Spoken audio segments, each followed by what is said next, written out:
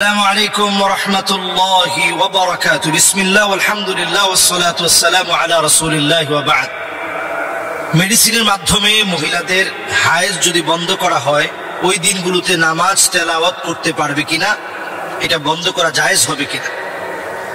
আল্লাহ রাব্বুল আলামিন প্রত্যেকটা মানুষকে একটা ফিতরাত দিয়েছেন। স্বভাবত আল্লাহ তাআলা কিছু বিষয় মানুষের মধ্যে আল্লাহ তাআলা বেঁধে দিয়েছেন। হাসি, কান্না, সুখ, দুঃখকে আল্লাহ রাব্বুল আলামিন আমাদের মধ্যে দিয়ে দিয়েছেন। এই সবটাই আমাদের জীবনের অংশ। তো নারী জাতির যে অসুস্থ হওয়ার আল্লাহ তাআলা যে একটা পিরিয়ডের একটা টাইম দিয়েছেন, এই টাইমে অসুস্থ হওয়া এটা খুব স্বভাবপ্রসূত একটা বিষয়। কিন্তু এই টাইমটাকে আপনি ওষুধ খেয়ে নানাভাবে যদি আপনি মেডিসিন খেয়ে বন্ধ করে ফেলেন, এটা আল্লাহ রাব্বুল আলামিনের সৃষ্টি বৈচিত্র্য নষ্ট করা, এটা আল্লাহ তাআলা পছন্দ করেন না। হ্যাঁ, একান্ত এমন হয়েছে যে আপনি হজ্জের সফরে গিয়েছেন, এখন উকুফ আরাফার ময়দানে এখন আপনাকে অবস্থান করতে হবে। ঠিক সেই সময়ে আপনি মনে করছেন যে না, যেহেতু উকুফ আরাফার মতো আমাকে অবস্থান করতে হবে, হজের এই সফরে আছি, তখন যেহেতু আধুনিক বিজ্ঞান অনুযায়ী মেডিসিন আবিষ্কার হয়েছে, ওই সময় আপনি এই মেডিসিনটা গ্রহণ করলেন। কিন্তু একান্ত প্রত্যেক মাসে যদি আপনি এই জাতীয় কোনো মেডিসিন গ্রহণ করেন, এটার কারণে আপনি চরমভাবে ক্ষতিগ্রস্ত হবেন। শুধু ক্ষতিগ্রস্ত হবেন না, শারীরিকভাবে এটা ক্যান্সারের কারণ হতে পারে। কারণ প্রাকৃতিকভাবে যেটা আল্লাহ রাব্বুল আলামিন সিস্টেম করেছেন, এর বাহিরে চললেই ওইটা ক্যান্সারের কোষ আপনার শরীরে জন্ম নেওয়ার কারণ হবে। এই যে আজকে এত পরিমাণ ক্যান্সার বেড়ে গেছে, এটা তো এমনি না। নানা কারণে আমরা আমাদের শরীরের যে ফিতরাত ছিল, স্বভাবত যে স্বভাব ছিল, সেই স্বভাবকে আমরা নষ্ট করে দিয়েছি।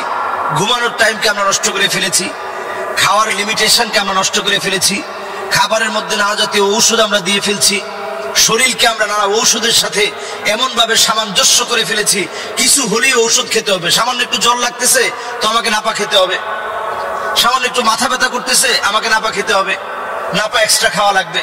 একটু গ্যাস গ্যাস মনে হলো একটা সেকলু খেতে হবে, একটা সেকলু মেরে দিলে বাস আমার গ্যাস শেষ হয়ে যাবে। একটু ঠান্ডা আসতেছে, আমার একটু নাক দিয়ে ঠান্ডা ঝরছে, একটু ফেকজু খেয়ে ফেলি, মুনাস খেয়ে ফেলি। অথচ আপনি যদি প্রাকৃতিক উপায়ে নিজের জীবনকে স্বাচ্ছন্দ্যের দিকে পৌঁছাতে চান, নবী সাল্লাল্লাহু আলাইহি সাল্লাম যেগুলোকে শেফা বলেছেন, আপনি কালো জিরা খান, আপনি নিজে একটু মেথি খান, ভিজিয়ে রেখে সেটা আপনি পান করেন।